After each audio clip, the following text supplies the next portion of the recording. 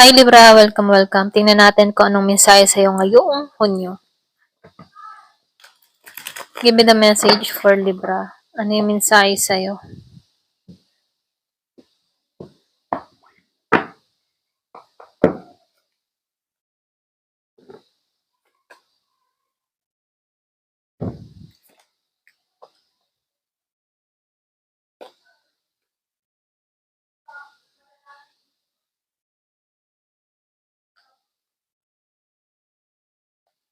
Nakikitaan ko dito yung phoenix, okay? Para kang phoenix. Sinilang kang muli. Binangon kang muli. Yung bang tipong merong kang mga pinagdaanan dito na binangon kang muli. Ganon. So, lumalabas dito, meron kang katatagan, meron kang tapang.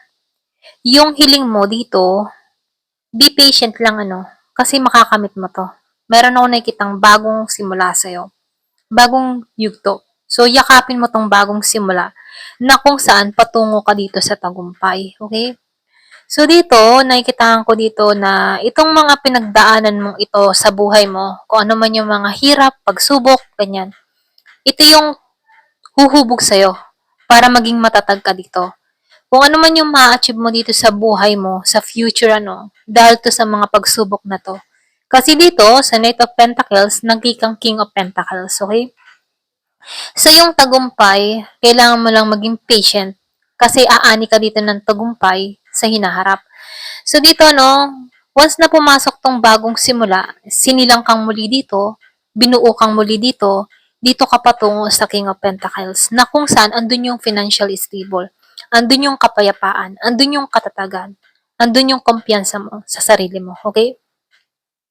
So, nakikitaan ko dito, positive, magtatagumpay ka. Ano man ang kahilingan mo, masasakatuparan mo ito. Nakikitaan ko dito, may lakas ka ng loob eh. Kung halimbawa, nagsisimula ka pa lang sa panahon ngayon, nakikitaan ko dito, magtatagumpay ka. Kasi meron kang inner strength na kung saan nagpupush sa'yo para ma-achieve mo yung goal mo.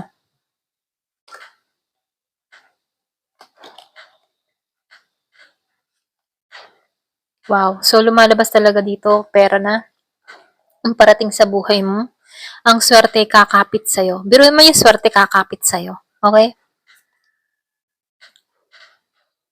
Yung mga tipo na wala kang idea, hindi mo alam kung kailan to. So, sinasabihan ka dito, be patient, isang tabi mo, huwag mong isipin kung kailan to, dahil darating talaga to. So, dito, nakikitaan ko dito, meron kang talino, meron kang karunungan. Gamitin mo to, yung mga karunungan mo. Kasi nakikitaan ko dito, full of wisdom, marami kang karunungan. Yung mga karunungan mo, ito yung humubog sa'yo. So, lumalabas din dito, meron kang mga kaibigan na sumusuporta sa'yo.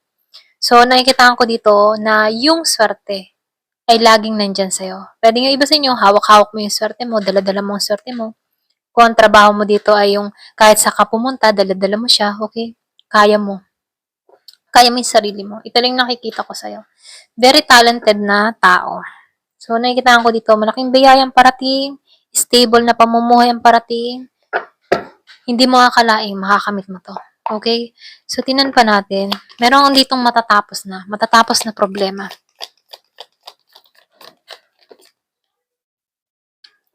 So, great good fortune, okay? Ito na yung biyaya.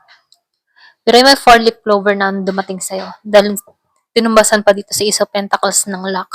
So, dito, magandang kapalaran na yung naghihintay sa'yo. Tapos ka na sa mga paghihirap mo. Kailangan lang dito patient eh. Magtiwala ka. Ayan. So, dito spiritual. Meron ditong spiritual development. So, meron ditong torque. So, lumalabas dito, nagkakaroon ka ng kaliwanagan, nagiging aware ka na sa mga nangyayari, or pwede rin sabihin, nagkakaroon ka na ng pang-unawa sitwasyon kung bakit mo nararanasan ito. So, dito, kasi kung aware ka sa spiritual, aware ka sa mga kinikilos mo, aware ka sa mga ginagawa mo. So, dito, pumapasok dito, na nagkakaroon ka ng karunungan mula sa taas dito. So, dito, kaya dito, meron dito good fortune kasi pinagkaloob na sa'yo. Mismong ikaw yung swerte rito.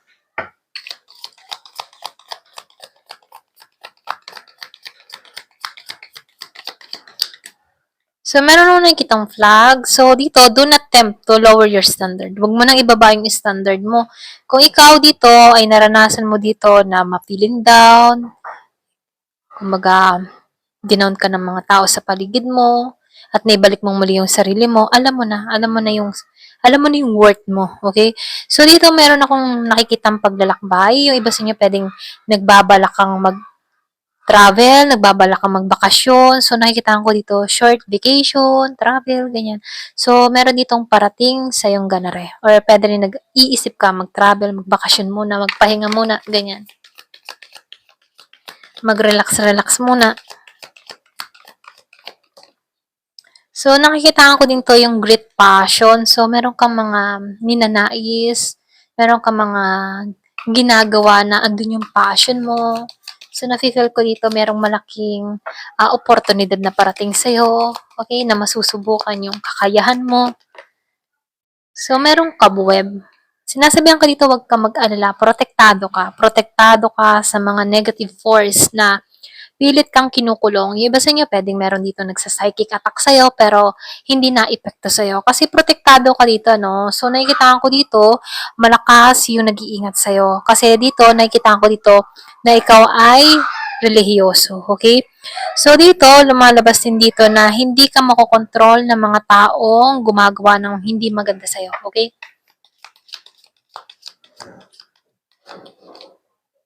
So, nakikita ko dito, protektado ka sa mga taong gumagawa ng masama sa'yo. Okay? So, dito, no, meron ditong wishbone. So, lumalabas dito, meron kang makakamit, meron ka ditong wish na matutupad, meron kang hiling na marireceive dito. So, dito, no, wow. So, recognition, merong pagkilala na mangyayari sa'yo. Kumbaga, aanihin mo itong tagumpay. Marireceive mo tong biyaya na to. So, lumalabas dito, may pagkilala, may abundance. So, hiling mo'y matutupad dito. Kumbaga, ang swerte mo. Kaya dito, no, hawak mo yung swerte dahil nagpapatunay dito na swerte ka talagang tao.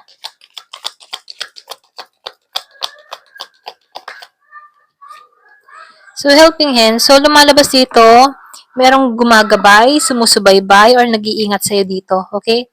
So, nakikita ko dito may pag-iingat na nangyayari sa'yo. Meron nangyari nitong April sa buhay mo. Pwedeng importante yung buwan to para sa'yo. So, dito, no, announcements. Meron kang maririnig or meron kang mababalitaan mula dito sa taong ito. So, yung iba sa inyo, meron ka ditong tao na malakas.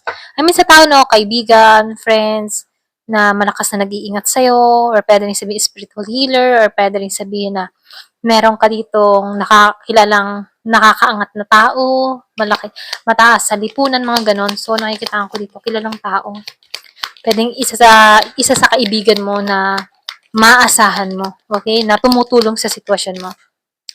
Wow, so guaranteed success ka. So, dito, talagang swerte ka. Kaya huwag kang mag-alala, no? Swerte ka talaga dito. May tagumpay kang marireceive ngayong October. So, nakikita ko dito October. Meron kang tagumpay na marireceive ngayong October. Sa birthday mo. Yung iba sa inyo, pinanganak ka ng October na Libra. So, dito, no, fire, strong emotion, passion and love or hate. So, nakikita ko dito, merong strong emotion na parating sa buhay mo. Pwedeng bagong pag-ibig, bagong experience. So, peace and harmony ang parating na. Ayan. Tapos na yung mga problemang magulo, okay? So, marireceive mo na yung kapayapaan mo sa buhay mo. Give me the message. So, meron ditong younger man. Ibig sabihin, involved ka sa batang lalaki. So, dito, no, ikaw ay pinoprotektahan dito ng spirit guide mo. Okay? So, nakikita ko dito, meron ditong nag-a-advise na kaibigan sa'yo. Pwedeng siya yung ginagamit para maliwanagan ka dito kung meron kang kaibigang batang lalaki or pwede rin anak mo to or pwede rin meron kang mahal sa buhay na namayapa na batang lalaki. So, isa to sa mga spirit guide mo, angel mo na nag-iingat sa'yo. Okay? Give it the message. So, nakikita ko dito crack cup. So, meron ditong tao na hindi pa siya satisfied sa buhay niya. So, huwag kang mag-alala, no? Magiging maayos din ang lahat. Kasi patungo ka sa daan ng tagumpay. Ayan. Ito na yung mensahe sa'yo, no? Kahit meron kang mga pinagdadaanan, mahirap, pero pagdating sa dulo, tagumpay ka. Ganun naman ang buhay. Talagang mahirap sa umpisa, pero pag sa dulo, dun mo makikita yung saya dahil nagtatagumpay ka na. Ayan. Ayan, hanggang dito na naman po. Thank you for watching. Love and peace.